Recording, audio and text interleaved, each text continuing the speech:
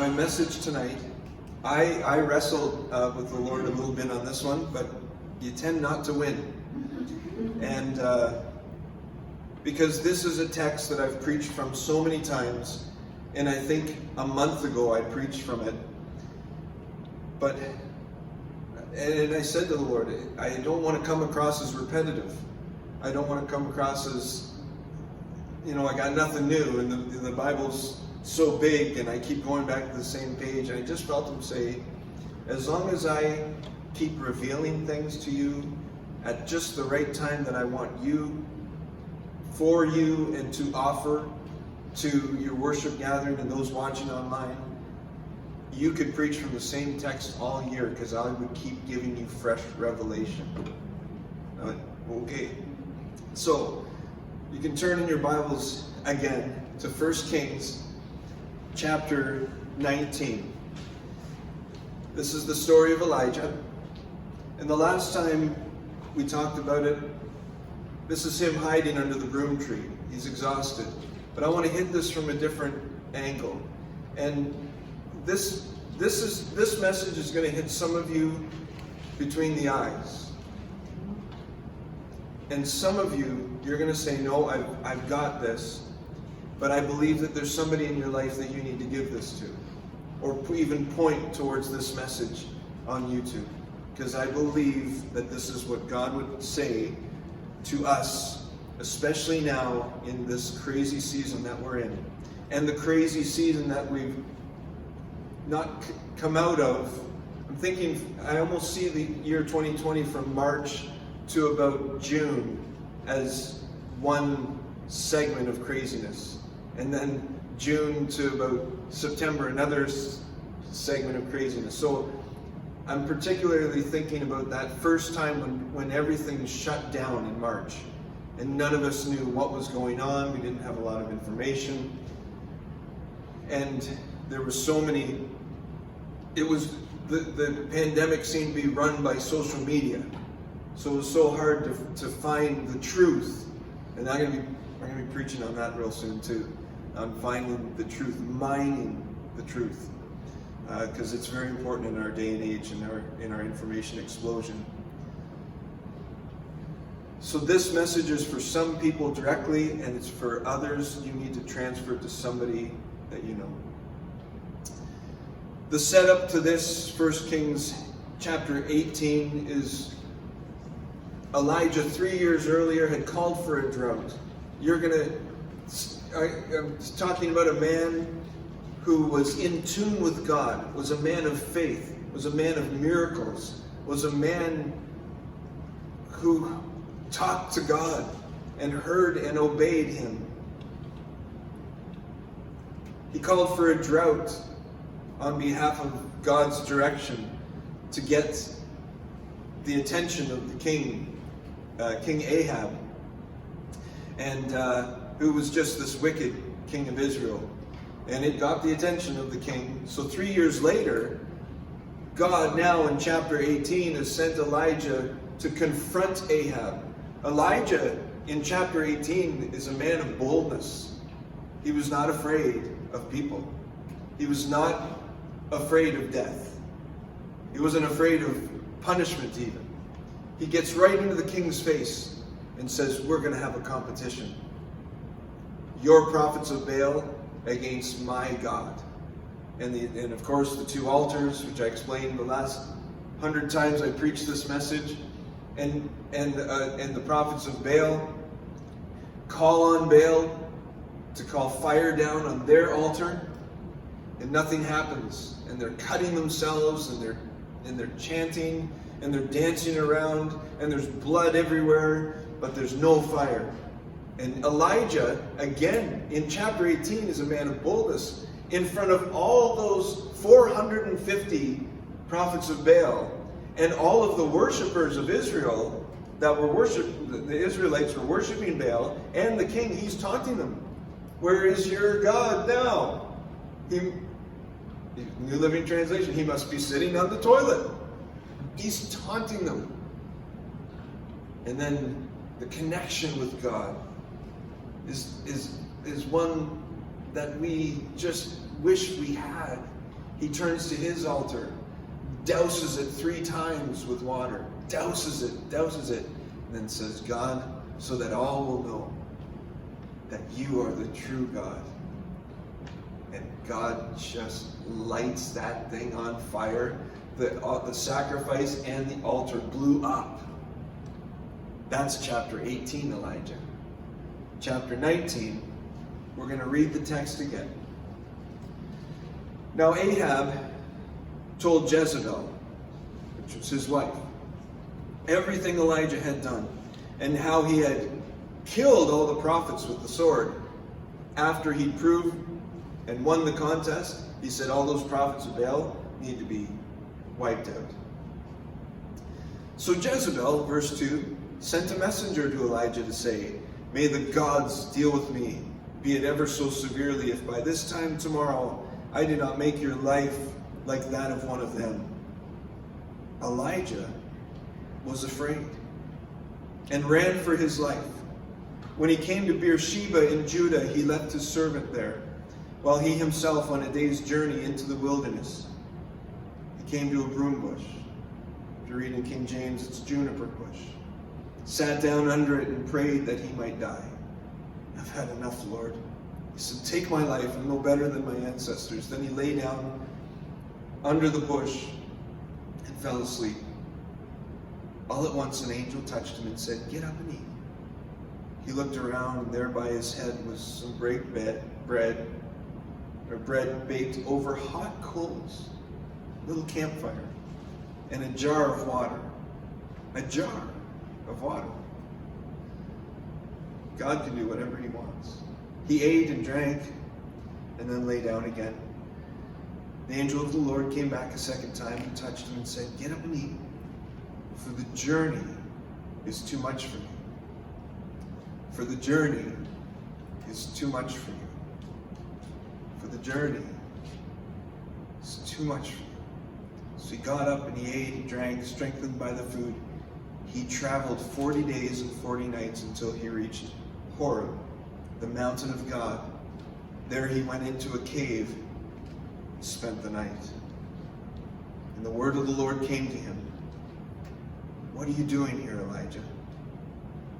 He replied, I've been very zealous for the Lord God Almighty. The Israelites have rejected your covenant, torn down your altars, and put your prophets to death with the sword. I'm the only one left. And now they're trying to kill me too. We'll stop there. This is a different Elijah, isn't it? What's happened? He's burned out. I'm going to show you a few signs that proves he's burned out. He's been going. He's burned out. The end of chapter 18, with the strong, bold Elijah, the connection with the Lord, he prays for rain. And he goes down on the ground, and he puts his head between his knees, and listens. Sent a servant to go to check the sky. Finally, the servant says, I see a cloud the size of a man's fist, way up in the distance. 3 years of drought, way off in the distance. And Elijah, the man of faith, he goes, I hear the sound of rain. Ahab, get your chariot. It's going to rain. Just a man of God, incredible. But here in chapter 19, he's afraid. And he's complaining to the Lord. He says, all Israelite, they rejected you. They tore down your altars. He just solved all that. 450 prophets of Baal are gone. Jezebel had prophets of Asherah. And there weren't as many. And he won against the king, but all of a sudden the queen. Do you know what? This wasn't about what Jezebel said. Because Jezebel never does catch him. God takes care of her. Actually, it's pretty brutal. She drops dead and the animals devour her before they can bury her. God takes care of the enemy. This wasn't about what Jezebel said. This had everything to do with what was going on inside of Elijah. And after all had been said and done, he said, I've had enough. And there's some people in this room, you're still going. Because we shut everything down at the beginning of the year. And now we've kind of semi-opened up the crack, and now we have to get the economy going. Some of you have lost jobs, and so you're out there, you're working. You don't know when to stop. You don't know how to stop. And you won't show anybody. But in the privacy of your own home, the same as Elijah, if he ran, he said to his servant, you stay here. He was the man of God. He wasn't going to show anybody what was going on. But in the privacy of just him, he says to the Lord, I've had enough. And look what the Lord says. I know. The journey's too much for you. Go ahead and eat. I'm going to sustain you for a while. And tonight, I want to give you permission to stop. Permission to rest. Some of you came out of, isn't it funny how over the Christmas vacation last year we were going, oh man, we got a break, and then we get back into January, it's like, oh my goodness, if I didn't get as rested as I want, if I could just have a break. And then we get to March, everything shuts down. And after a week you're going, man, I'm bored. I need to do something. So for months we were shut down, for the most part. I mean, there were the essential workers, and we appreciate you very much, and we know that you kept going through. But for those of you that shut down, all of a sudden when things started going again, you have not known how to stop. And God is saying, the journey's too much for you. The moment that you admit it, and I hope that tonight or whenever you're watching this video, that you are able to be honest with God and say, the journey's too much for me. And hear God saying, I know. See, Elijah, when you're burned out, when there's more giving than you're taking in, when you're helping everybody, but there's few people that are helping you, you should make a list of all the people that rely on you. And now make a list of the people who are giving to you. If the first list is greater than the second list, you're going to get burned out. And when you're burned out, that's when you hide. You hide your frustrations. You just think, okay, just one more day. You're not thinking straight. Here, Elijah, I already called out that he's complaining about the Israelites rejecting God. Well, he just brought them into a reform. They just saw Jehovah God and they went, you're the real God. They just went into a reform, but he's not thinking straight. The man of God, the most powerful prophet of his day, isn't thinking straight. He's complaining to God and saying, they've killed all the prophets and I'm the only one left. That's not true. And he knew it wasn't true. Because in chapter 17, I believe it is, another prophet, Obadiah, told Elijah, I've hidden all of the prophets in 2 caves, 50 in one and 50 in another, and I've fed them. There were lots of prophets left. But Elijah's not thinking straight. Elijah. Because he's burned out. He's burned out. The other thing that happens when you're burned out is you waste a lot of time. You're just not as efficient as you normally are. I had talked about the journey, and right at the end, when Elijah gets to Mount Horeb,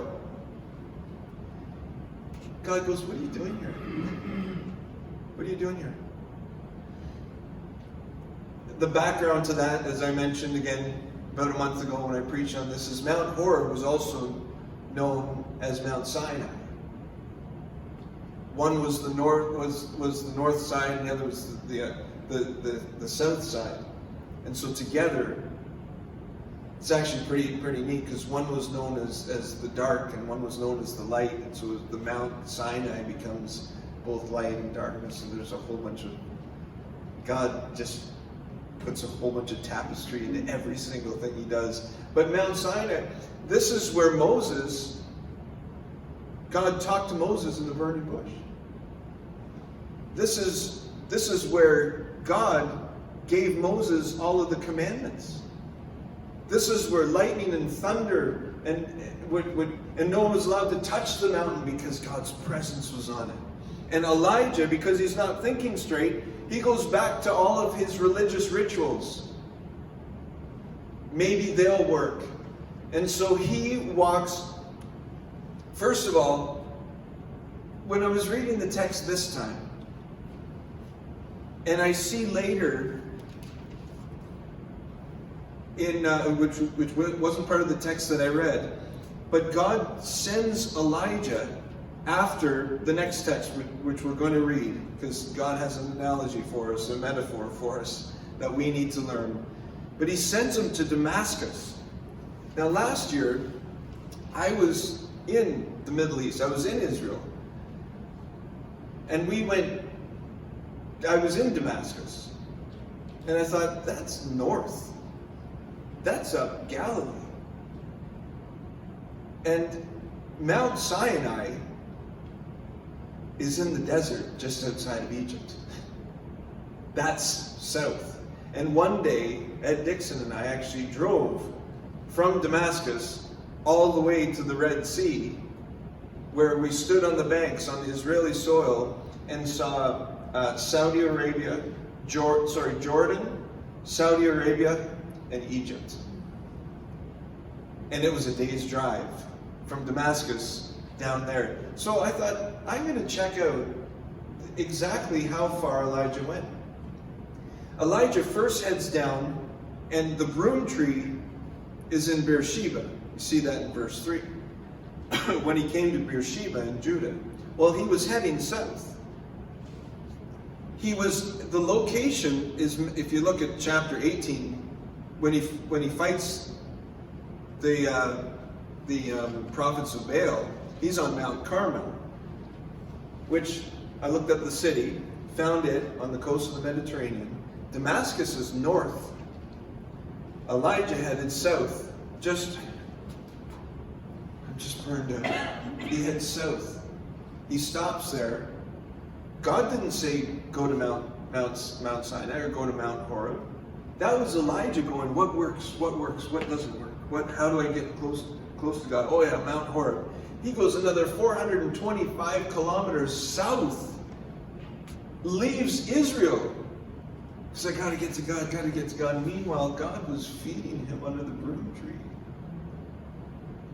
When he finally gets to Mount Horeb, God goes, what are you doing here, Elijah? Elijah, I've been very, very zealous. We're going to read it. I've been very zealous for you, God. He's not thinking straight. He's burned out. From Mount Carmel, where Elijah battled the prophets of Baal, to Damascus, where God, we now see where he wanted to go, is 125 kilometers. But Elijah went as far south to Mount Horeb and then back up. God says, take the way you came and go to Damascus. He went 975 kilometers instead of 125. When you're burned out, your efficiency just goes down the tubes. Your productivity, your relationships, your ability to think, your ability to connect with God. Some of you are struggling to connect with God.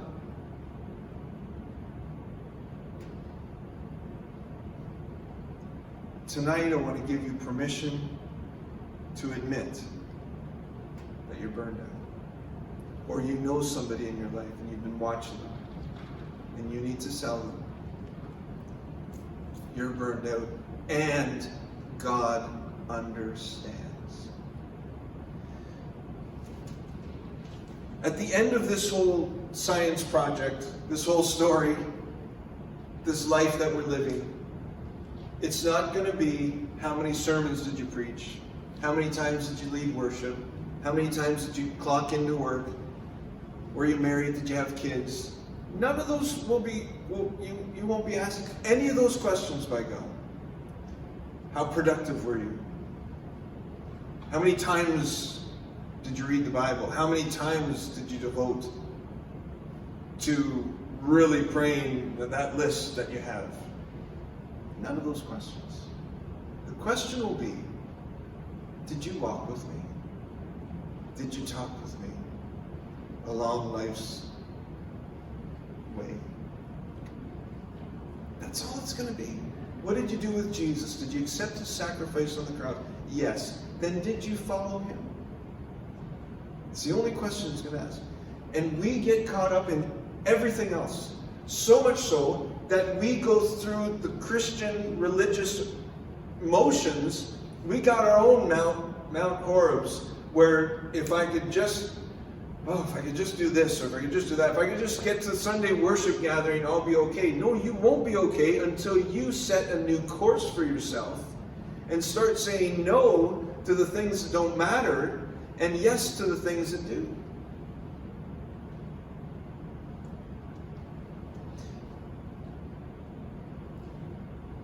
I love this analogy. And so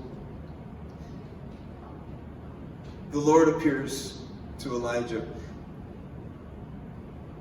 He says, so let's continue reading on at verse 11. After Elijah rants that he's the only prophet left and they're trying to kill him too, the Lord said, go out and stand on the mountain in the presence of the Lord. And Elijah probably went, this is why I came here. I knew it. I knew it. For the Lord is about to pass by. Here we go. So he goes into the mouth of the cave. Then a great and powerful wind tore the mountain apart and shattered the rocks before the Lord. This would have looked like what was going on when Moses was up on the mountain receiving the commandments. This is it. This must be it. But the Lord was not in the wind. After the wind, there was an earthquake. But the Lord was not in the earthquake. After the earthquake came a fire. But the Lord was not in the fire. And after the fire came a gentle whisper. When Elijah heard it, he pulled his cloak over his face and went out. It was over his face because if you see God, you're dead. And so he went, then God's there, over his face, and stood at the mouth of the cave.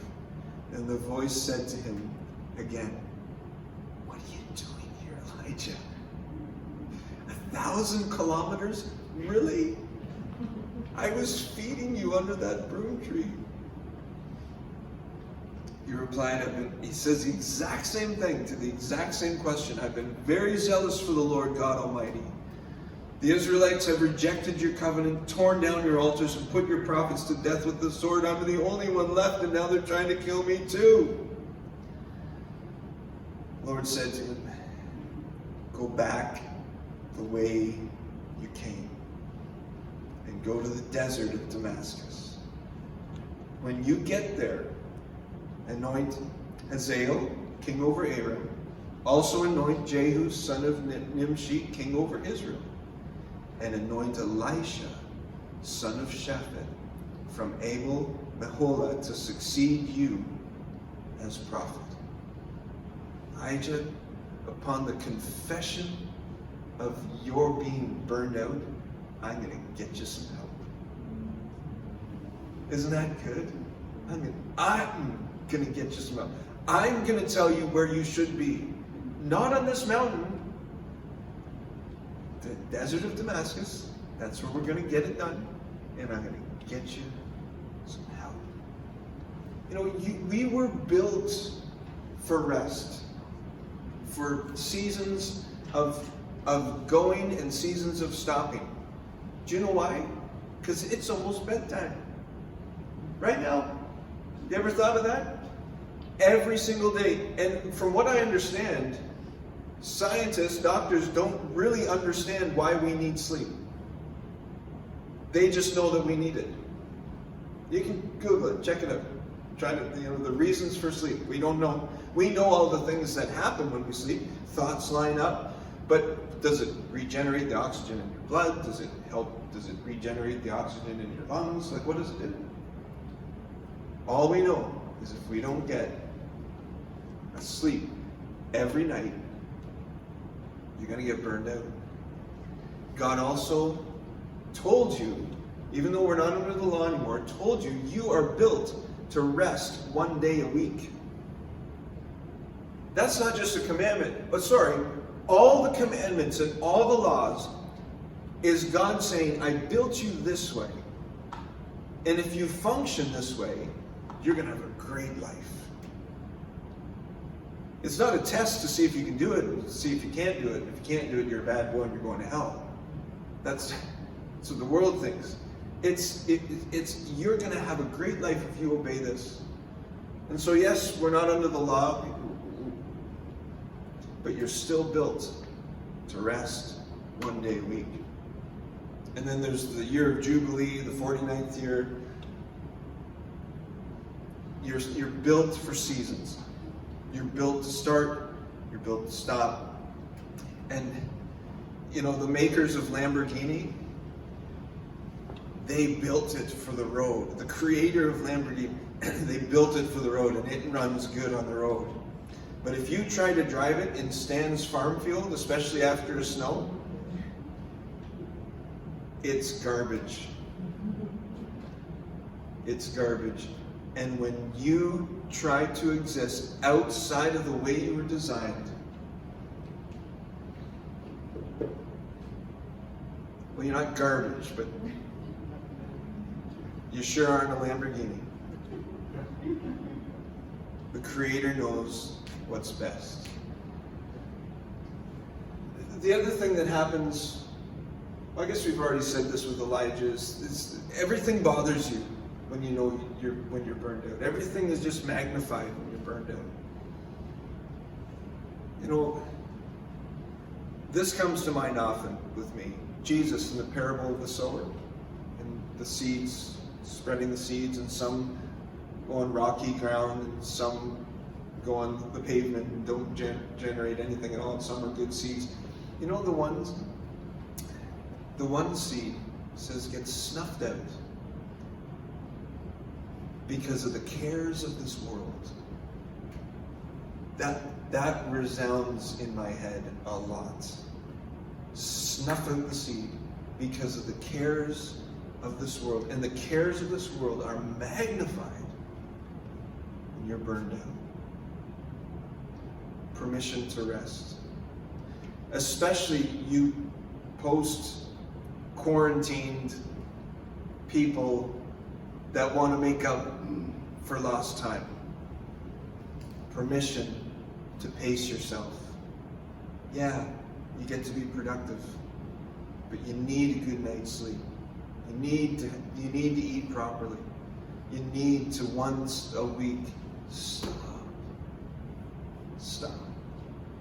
And give yourself permission to stop and hear your Father say, today I want to lead you beside still waters, green pastures. Lie down. Restore your soul. He gives you permission to rest. You need to give yourself permission to rest. We're in an incredibly ambitious and aggressive country. We're very driven here in Canada. People from other countries, like even Europe, come over here and go, whoa. We're from down south, oh, whoa. You mean you don't sleep at 1 o'clock? Where's the siesta? We're very driven, and we need to keep pace because of what's coming, of what God is preparing you for. you're going to need the rest. And I've actually titled this message that. You're going to need the rest for what he has for you to do. You're going to need